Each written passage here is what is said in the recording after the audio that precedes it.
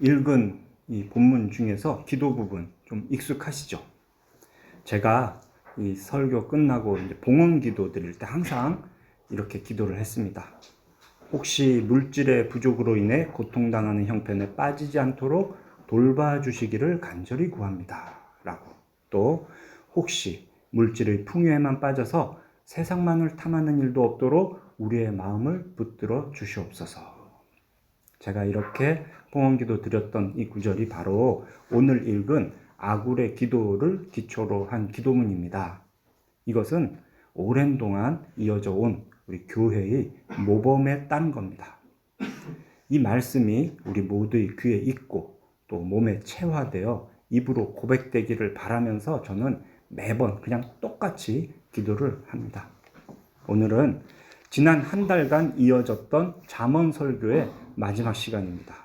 그리고 이 시간에는 이 아굴의 기도를 중심으로 돈을 대하는 지혜의 말씀들을 좀 정리해 보려고 합니다. 잠언의 마지막인 30장 그리고 31장은 솔로몬이 아닌 다른 이름을 가진 지혜자의 잠언입니다. 30장은 야게의 아들 아굴의 잠언이다 이렇게 되어 있고 31장은 르무엘의 어머니의 잠언이다 이렇게 시작을 합니다. 아굴이 누군가, 르무엘이 누군가 이걸 우리가 알 수가 없습니다. 어떤 사람들은 이게 솔로몬의 다른 이름이 아니겠느냐 이렇게 보기도 하는데요. 아무런 증거가 없습니다. 그러니 우리는 그냥 아굴이, 르무엘이 누구인가 이거는 그냥 모르는 것으로 넘어가는 것이 좋습니다.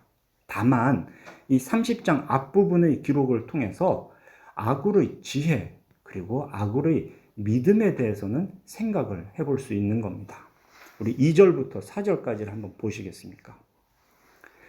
아굴은 자신이 남들에 비하면 짐승과 같다라고 합니다. 자신에게는 사람의 총명이 없다고 하고요. 지혜를 배우지 못하였다. 특히 거룩하신 자를 아는 지식이 없다라고 말을 합니다. 이제 4절에 가면은 이 말하는 자가 누군지 아느냐라고 물어봐요. 여러분들은 이게 누구를 말하는 건지 아시겠습니까? 하늘과 땅을 자유롭게 오가시는 자, 바람과 물을 다스리는 사람, 땅의 모든 끝 경계를 정한 사람. 이 용어들은 창세기 내용들을 그냥 그대로 이야기하는 겁니다. 그의 이름이 무언지, 특히 그의 아들의 이름이 무언지 혹시 여러분들 아시겠습니까? 다 아시겠죠? 뻔한 거 아니야? 이거 하나님이잖아. 그리고 그 아들은 예수님이잖아. 에이, 아굴이라는 사람은 나보다 무식하네? 혹시 이런 생각이 드시나요? 지혜는 특히 이 잠언에서 지혜는 하나님을 경외하는 것이다. 또 하나가 뭐죠? 하나님을 아는 것이다. 이렇게 말을 했잖아요. 그런데 이렇게 하나님이 누군지를 모르는 아굴은 그러면 미련한 사람일까요? 이 아굴의 고백을 우리는 잘 들어야 합니다. 타락한 인간은 절대로 하나님을 알 수가 없습니다. 그러니 하나님의 뜻도 알 수가 없어요. 하나님의 아들이 누구인가? 더더욱 알지 못하는 게 타락한 인간입니다. 그런데 지금 여러분들 다들 아시죠? 하나님은 천지 만물을 창조하시고 다스리는 분이시다는 것. 또 하나님의 아들은 바로 예수 그리스도라는 것. 여러분들은 지금 다 아십니다. 어떻게 그 어려운 답을 알게 되셨나요? 혹시 여러분들 자고 있을 때 꿈에 하나님이 나타나서 그걸 알려주셨나요? 내가 하나님이다. 내 아들은 예수다. 내가 천지 만물을 창조하고 다스린다라고. 아니면 저 자연 만물을 가만히 보면서 깊이 생각해 보니까 하나님이 어떤 분인구나 이런 걸 다 깨달으셨나요? 절대 그렇게 못합니다. 우리가 하나님을 아는 것은 오직 하나님께서 우리에게 알려주셨기 때문에 아는 겁니다. 하나님께서 우리에게 말씀을 통해 자신이 누구인가, 자신의 뜻이 무엇인가를 알려주셨기 때문에 우리가 알고 있는 거예요. 그거를 어려운 말로 계시라고 합니다. 하나님은 자신을 계시하시고 자신의 뜻을 계시하셨습니다. 예수님은 특별히 우리에게 하나님을 계시하셨습니다. 그 모든 것들이 어디에 있습니까? 자연에 있는 것도 아니고요. 우리의 머릿속 어딘가에 있는 것도 아닙니다. 꿈속에서 볼 수 있는 게 아닙니다. 오직 하나님께서 우리에게 주신 말씀, 성경을 통해서 우리는 알 수 있는 겁니다. 그래서 성경이 하나님의 자기 계시입니다. 성경을 통해 하나님의 뜻을 우리에게 계시하셨습니다. 오직 성경을 통해서만 우리는 하나님을 알 수 있고 하나님의 뜻을 알 수 있습니다. 절대로 본성적으로 하나님을 알 수 없는 이 타락한 인간에게 그 말씀을 주신 게 바로 하나님의 크신 은혜입니다. 아굴이 그걸 고백하고 있는 거예요. 5절과 6절을 통해서 이것을 또 고백하고 경고를 합니다. 하나님의 말씀은 다 순전하다. 하나님은 그를 의지하는 자의 방패다. 하나님의 말씀에 더하지 말라. 내가 꿈에서 봤다, 환상에서 봤다, 기도하다 들었다. 내가 세상을 깊이 관찰하고 묵상하다 깨달았다 하면서 하나님은 어떤 분이다 라고 뭔가를 보태지 말라라는 겁니다. 그러니 아굴은 진짜 지혜로운 사람입니다. 진정한 믿음의 사람입니다. 하나님을 경외하는 사람입니다. 그는 타락한 인간일 뿐인 자신의 한계를 인정하고 고백합니다. 그는 하나님께서 자신을 계시하시는 유일한 방식인 그 말씀의 순전함, 완전함에 대한 믿음을 고백한 겁니다.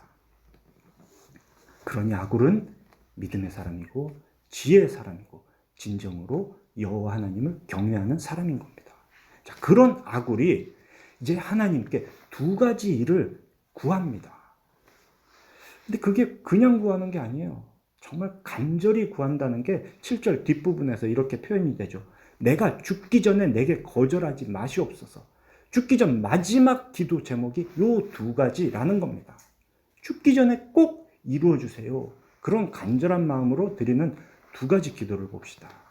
첫째, 헛된 것과 거짓말을 내게서 멀리 하옵소서라고 합니다. 이거 한마디로 말하면 정직을 구하는 겁니다. 저 정직하게 해주세요. 뭐 혹시 이거를 어떤 사람은 딴 사람이 나한테 거짓말하지 않게 좀 지켜주세요. 이렇게 해석할 수도 있는데요. 전혀 그렇지 않고요. 내 자신이 헛된 것과 거짓말을 하지 않게 해주세요. 저 정직하게 지켜주세요라고. 자, 그 다음 두 번째 기도 제목은 무엇입니까? 나를 가난하게도 마옵시고 부하게도 마옵시고 오직 필요한 양식으로 나를 먹이시옵소서라고 해요. 오직 필요한 양식으로. 이 믿음의 사람, 지혜자 아굴은 두 가지, 정직 그리고 필요한 양식, 이것을 하나님께 간절하게 구했습니다. 이 두 가지의 기도, 각각 전혀 다른 것 같은데요. 여기에 공통점이 하나 있습니다. 바로 돈이에요, 돈. 돈 얘기를 하자는 겁니다. 두 번째 기도, 가난하게 마시고 부하게도 마시고 필요한 양식 주세요. 이건 뭐 돈하고 관련 있다는 거 다들 아마 공감하실 겁니다. 그런데 첫 번째 기도, 정직하게 해주세요. 이게 돈과 연관이 있을까?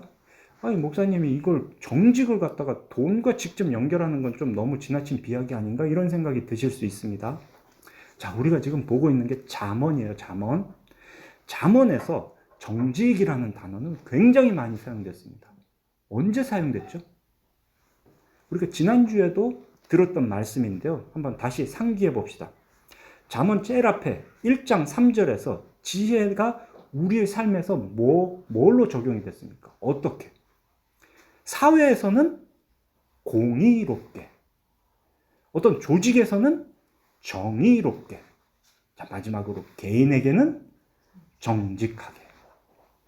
지혜는 개인에게 있어서 정직하게 사는 것으로, 행하는 것으로 적용이 됐습니다. 자, 그렇다면 그 마지막 개인의 정직, 이거를 대표하는 일이 무엇이었습니까? 잠언에서 예로 들었던 거예요. 여러 번 반복되는 이야기가 저울추를 속이지 말라는 거예요. 저울 갖고 사기치지 말라. 그게 정직함이다. 이렇게 얘기가 됐어요. 장사할 때 속이지 않는 것이 한 개인의 정직을 대표하는 일이었습니다.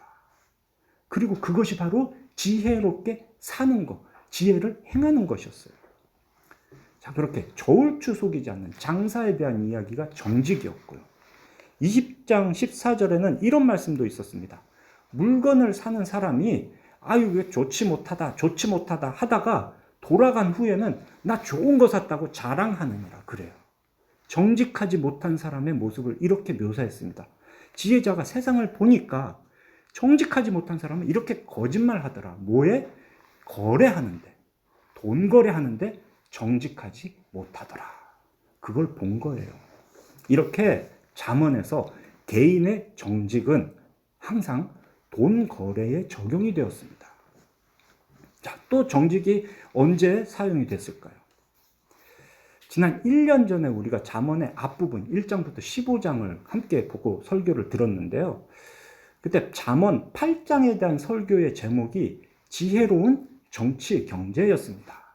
지혜를 여성으로 의인화하고 그 여성 지혜가 이 세상에서 무슨 일을 하나 봤더니 정치를 똑바로 하고 이 경제 활동을 똑바로 하게 했다는 거예요. 그 지혜로운 정치의 기준은 무엇이냐? 그게 바로 또 공의였어요. 공의. 지혜로운 정치, 지혜에 따르는 정치는 공의롭게 하는 것이다. 자, 그러면 지혜로운 경제의 기준은 무엇이었습니까? 이것도 또 정직이었습니다. 지혜로운 경제활동은 하나님의 지혜에 따르는 경제활동의 핵심은 정직인 거예요. 결국 잠언이 말하는 정직이라는 것은 어디에서 나타나는 거냐? 경제활동에서 나타나는 겁니다. 돈 문제를 이야기하는 겁니다. 그래서 오늘은 잠언에 기록된 돈을 대하는 지혜에 대한 말씀들을 지금 모아서 보고자 하는 겁니다. 저는 이 말씀들을 크게 4그룹으로 정리를 했습니다. 이렇게 여러분들 설교 요약에 그냥 쭉 말씀들을 모아놨는데요. 이런 구분이 절대적인 건 아닙니다. 그리고 또 여기에 있는 말씀들이 잠언에서 돈 관련한 말씀들을 다 모아놓은 것도 아니에요.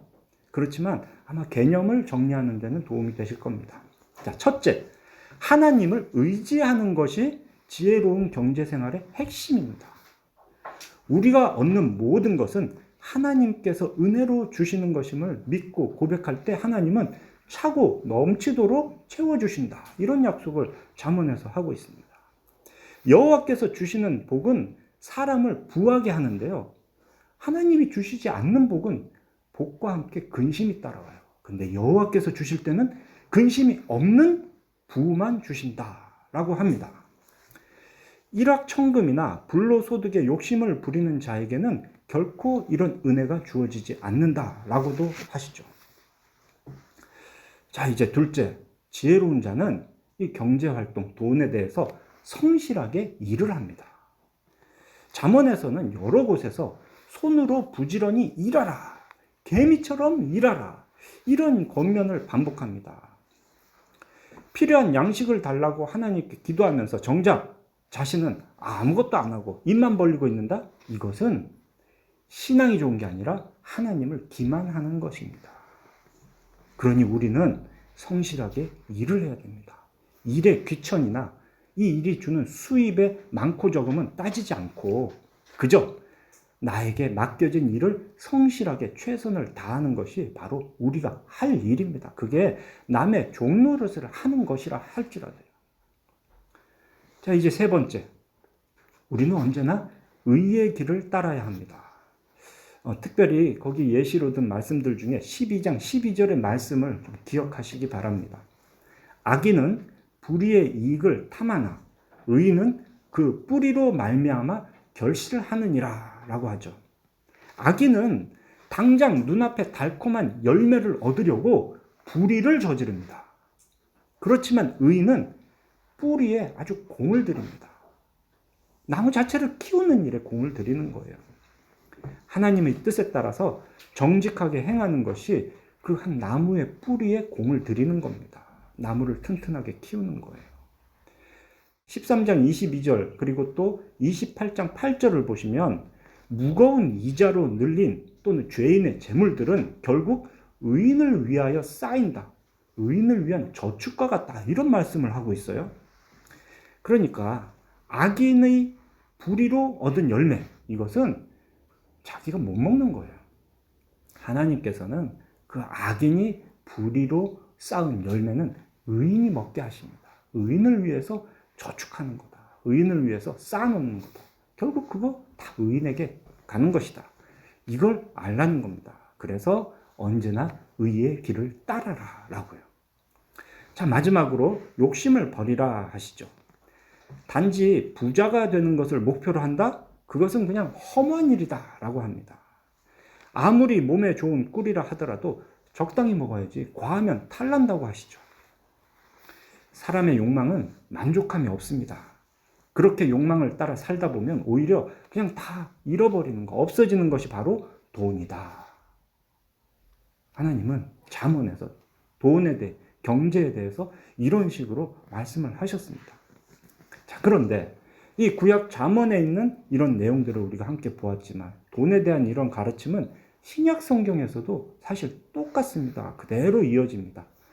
누가복음 12장 15절 그들에게 이르시되 삼가 모든 탐심을 물리치라 사람의 생명이 그 소유에 넉넉한 데 있지 아니하니라 라고 하시죠. 야고보서 1장 15절 욕심이 잉태한 즉 죄를 낳고 죄가 장성한 즉 사망을 낳느니라. 같은 야고보서 5장 1절부터 3절을 보면 들으라 부한자들아 부자들아 너희에게 이 말 고생으로 말미암아 울고 통곡하라. 너희 재물은 썩었고 너희 옷은 좀먹었으며 너희 금과 은인 녹슬었으니 이 녹이 너희에게 증거가 되며 불같이 너희 살을 먹으리라. 너희가 말세에 재물을 쌓았도다. 디모데전서 6장 8절부터 10절까지요. 우리가 먹을 것과 입을 것이 있은즉 족한 줄로 알 것이니라 그래요. 부하려 하는 자들은 시험과 올무와 여러 가지 어리석고 해로운 욕심에 떨어지나니 곧 사람으로 파멸과 멸망에 빠지게 하는 것이다. 돈을 사랑함이 일만하게 뿌리가 된다라고 바울이 가르칩니다. 돈을 탐내는 자들은 미혹을 받아 믿음에서 떠나 많은 근심으로 자기를 찔렀도다. 잠언의 돈에 대한 경제에 대한 가르침과 신약 성경의 돈의 경제에 대한 가르침은 똑같아요. 하나님은 항상 돈에 대해서 우리에게 같은 말씀을 하십니다. 물론 돈 자체가 악한 것은 아닙니다. 이런 생각을 할 수도 있어요. 야, 돈이 많으면 하나님의 일, 좋은 일들을 더 많이 할 수 있지 않겠어? 앞에서 살펴본 잠언의 말씀들에서도 무엇을 말합니까? 의인에게 풍성함을 얘기해요. 부하게 해주시겠다. 채워주시겠다. 이런 말씀을 분명히 하셨습니다. 잠언도 다 그 얘기를 했어요. 하나님을 의지하면, 성실하게 일하면, 의의 길을 따르면, 욕심을 버리면 부자가 된다. 분명히 말씀하십니다. 풍성한 은혜를 받게 된다. 분명히 그렇게 말씀하셨어요.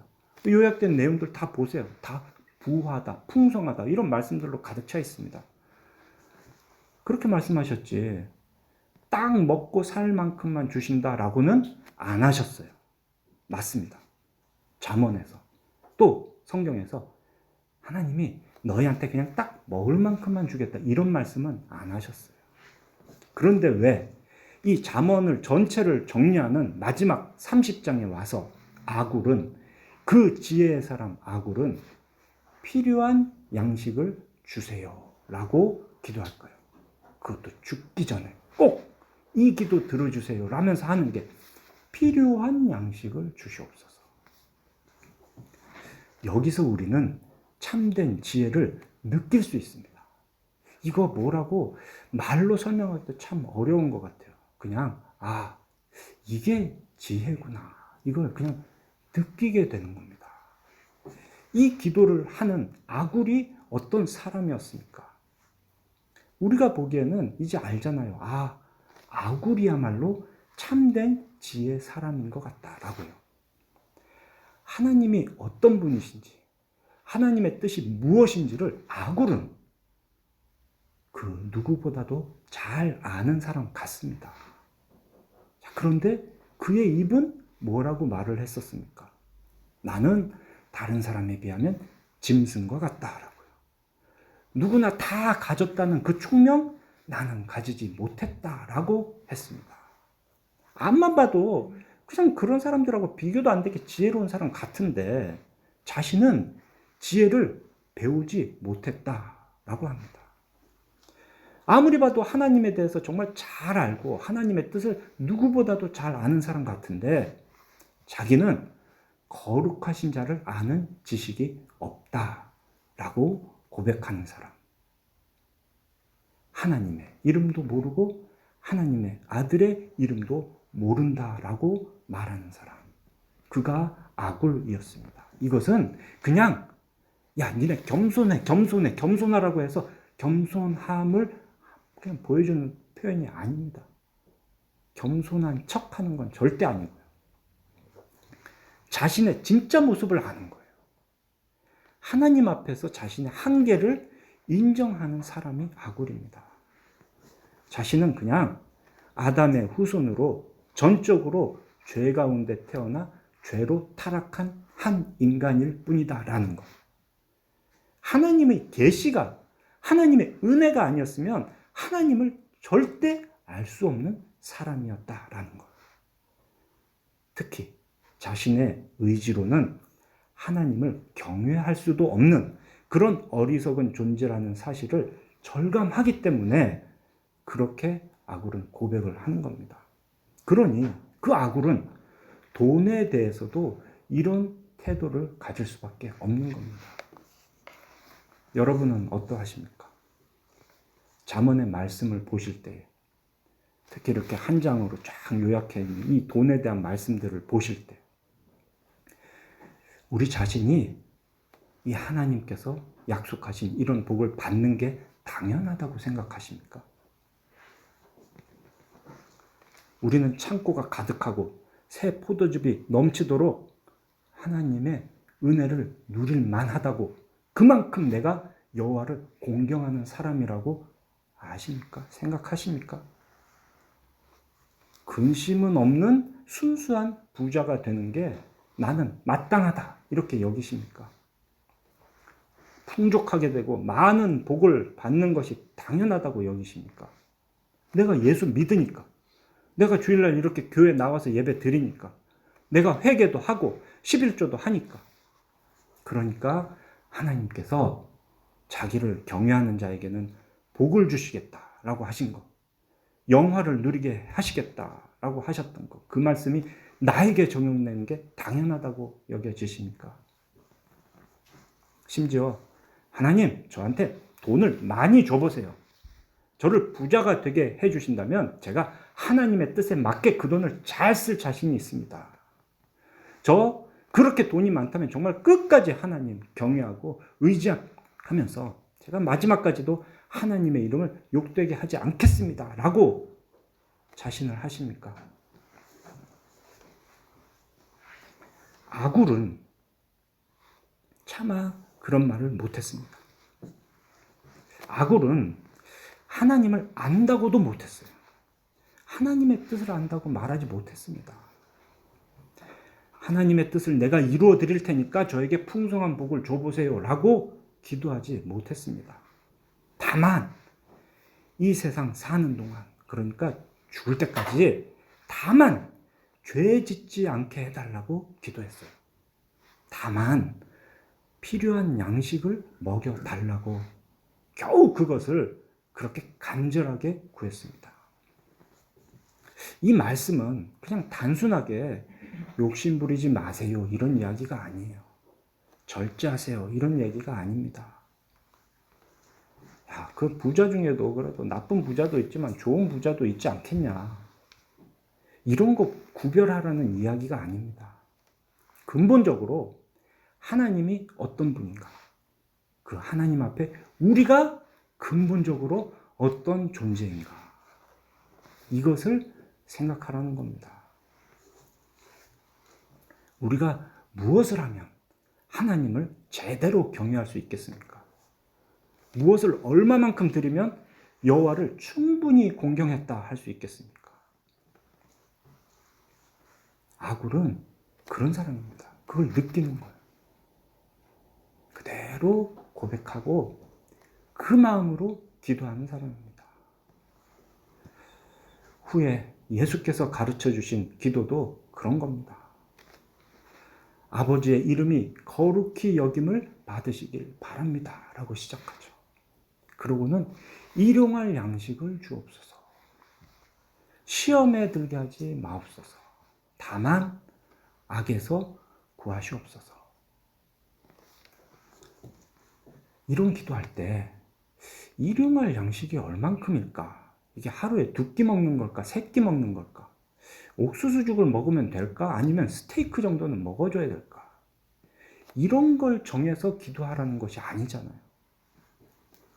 아, 그래. 우리가 겸손하게 그냥 공깃밥 한 그릇을 구하면 하나님께서 우리를 불쌍히 여기셔서 안심 스테이크도 주시겠지. 이런 식으로 은근히 기대하라는 가르침도 아닙니다. 입을 크게 벌리면 그만큼 채워주신다. 이런 말씀이 성경에 있긴 해요. 시편 81편 10절에. 그런데 아굴은 그렇게 기도하지 않습니다. 저도 차마 그런 식으로 기도할 수가 없습니다.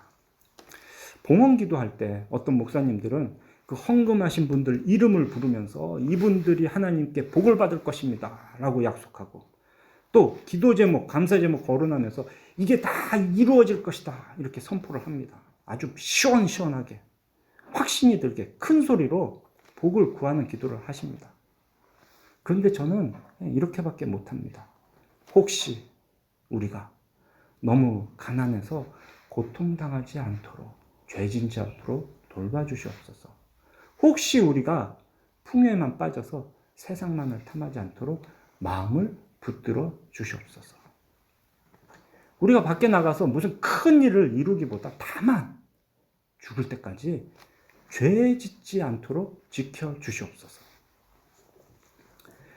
가난해도 죄 짓고 풍족해도 죄 짓습니다.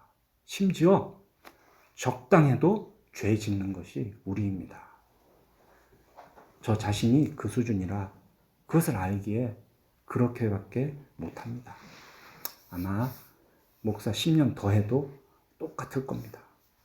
이것은 남들이 말하는 자신감 이런 거와는 다른 문제입니다. 존귀한 십자가 보혈의 공로로 우리 모두가 구원의 은혜를 입었지만 본질은, 이 속은 여전히 전적으로 타락한 존재라는 것은 변함이 없습니다. 우리의 삶의 유일한 목적은 하나님의 영광을 위한 것인데, 내가 가진 무엇으로도, 내가 말하는 거, 행하는 거 어떤 것으로도 하나님의 영광에 조금도 더할 것은 없습니다. 다만 내 말과 내 행동으로 하나님의 이름을 욕되게 할까, 그것이 두려울 뿐입니다. 하나님을 경외한다는 것, 잠언에서 말하는 그 지혜의 근본, 하나님 경외. 그 하나님 경외가 이런 것이 아닐까 생각합니다. 그래서 잠언의 마지막에 이 아굴이 나오고 아굴의 기도가 나오는 것이 아닐까.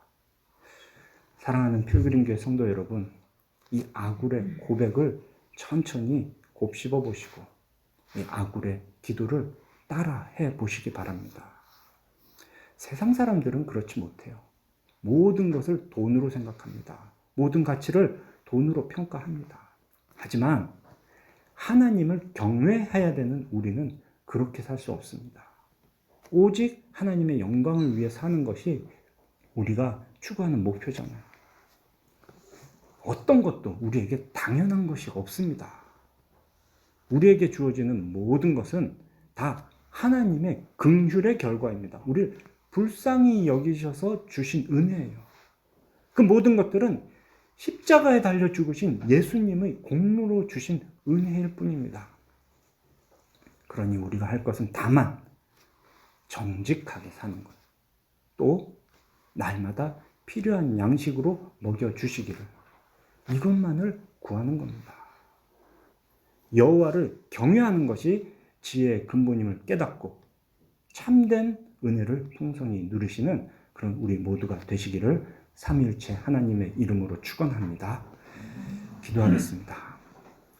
거룩하신 하나님 아버지, 이 잠언의 말씀을 통해서 하나님을 알게 하시고 하나님의 뜻을 깨닫게 하시니 감사합니다. 죄에서 구원하여 주시고 자녀 삼아 주신 그 크신 은혜를 깨닫고 겸손하게 아버지의 훈계를 들어 지혜로운 사람, 진정으로 주를 경외하는 사람 되기를 간절히 구합니다. 하나님을 경외함으로 주의 말씀을 들어 그 말씀에 순종하고 또 그 말씀에 순종함으로 더욱 하나님을 경외하는 자 될 수 있도록 은혜 베풀어 주시옵소서.